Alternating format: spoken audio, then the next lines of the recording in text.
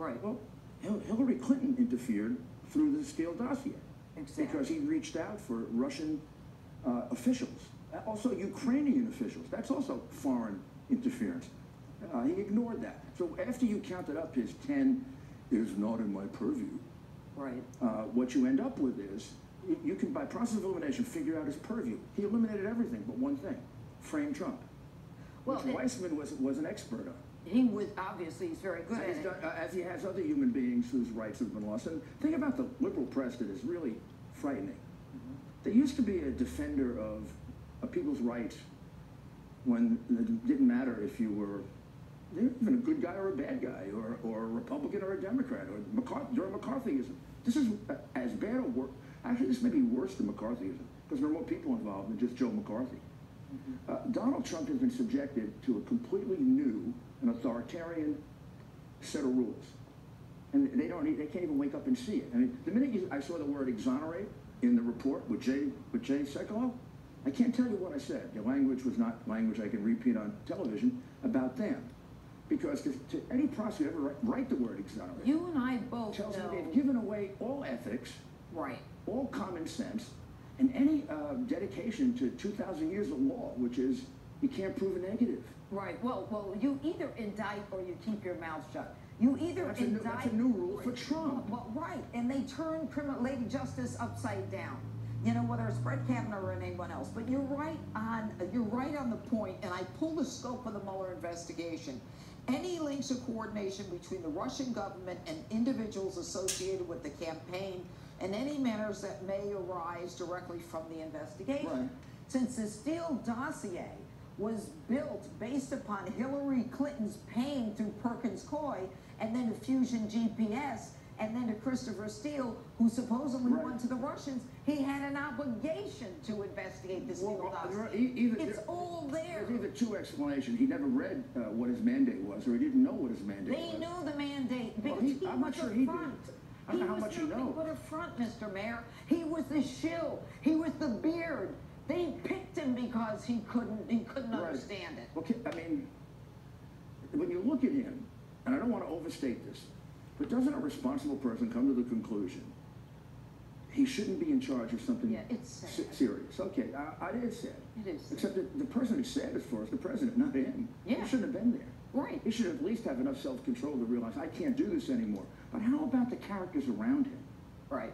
Why didn't they ever come forward and say, hey, Bob, you're not up to this? Yeah. Well, they wanted him because they were the inmates running the asylum. Well, they were the inmates. Look, that is the deep state. That's why I said at the beginning of my open, if you ever questioned whether a deep state existed, you just saw it. He was the beard, the cover, the shill. Now, I want you to look at this, listen to this sound of Nadler, where the Dems are all hyped up now about impeachment. Take a listen. Anyone else who acted in this way, if they were not the sitting president, would face criminal prosecution, would face indictments. Only the Office of Legal Counsel's opinion that you cannot indict a sitting president has saved or is saving the president from indictment. Now, before we go to questions, I want to add one correction to my testimony this morning. I want to go back to one thing that was said this morning by Mr. Liu, who said, and I quote, "You didn't charge the president because of the OLC opinion." That is not the correct way to say it.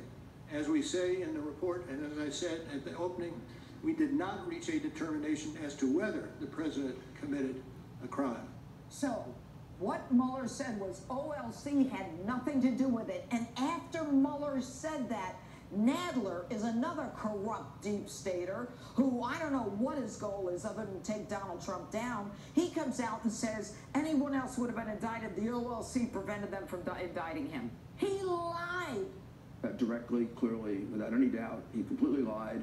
But this is the man who decided to impeach him 2 years ago. This is the guy that was caught on the Amtrak because he's got a big mouth and a considerably small brain. He was saying something like, here's how we're going to indict him, this is the schedule. This is before the report was even completed. Right. So this is a hanging judge who's made up the determination, basically Nadler and Schiff. Even Nadler more than Schiff, because his mouth runs a little more than Schiff. And his brain may be a little smaller. So what Nadler says basically is, you're guilty. It doesn't matter what Mueller says. We don't even pay attention to Mueller. Right. You're guilty, and now we'll give you a trial. That's the Okay, hearing. but That's why he shouldn't cooperate with the hearings, because it's an unfair process. It's a process just determined to nail him. It's a process in which a guy like Elijah Cummings can have Cohen come in, commit perjury 7 times, and threaten him with keep bringing him prosecution, back. And now it has the shame. He has the gall to appear and pontificate. This is the guy who's like, I'm going to nail you if you lie. I want to ask you a question. You didn't nail him because people can lie about Donald Trump and get away with it because you want to railroad him. There's no You don't want the question. truth. But look, the president didn't